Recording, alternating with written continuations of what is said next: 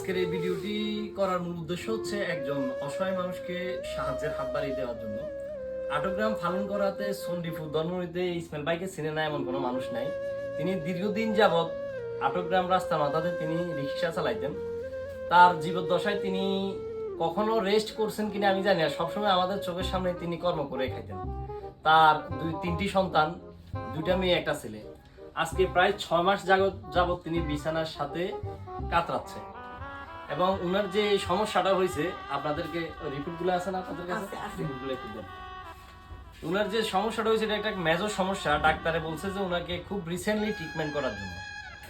ট্রিটমেন্টটা কি, উনার অপারেশন করতে হবে। অপারেশন করার জন্য মিনিমাম উনার লাখ টাকা প্রয়োজন হবে এবং কি তার একটা শিশু বাচ্চা এখনো বছর 2 বছর হয় নাই, উনি কোলে। আমি আপনাদেরকে তার রিপোর্টগুলো দেখাচ্ছি।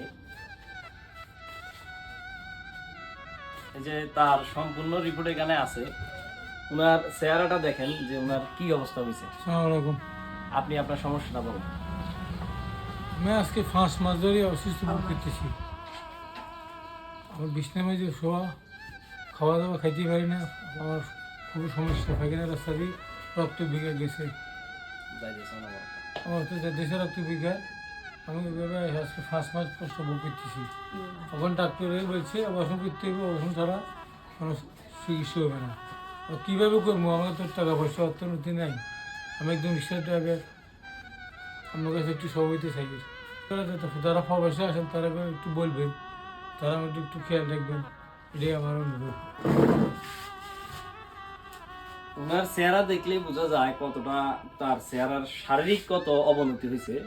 মানে একটা মানুষ যে রোগে আছে, কি পরিমাণ অসুস্থতা থাকলে কিরকম রক্ত শরীর থেকে বাইর হলে একটা মানুষের এই অবস্থা হয়। যাক, হায়াতমত আল্লাহর হাতে।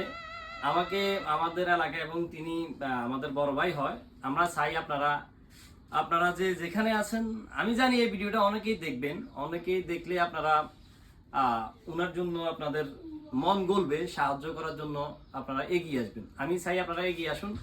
ইতিপূর্বে আপনারা অনেকেই দেখেছেন আমি ভিডিও করেছি। ভিডিওর মাধ্যমে আমি এইরকম যে মানুষগুলো আছে যারা হতদরিদ্র, টাকার অভাবে চিকিৎসা করতে পারতেছে না, তাদেরকে সহযোগিতা করার হাত আপনারা বাড়িয়েছেন। আমি আপনাদের আনামত তাদের কাছে পৌঁছে দিয়েছি।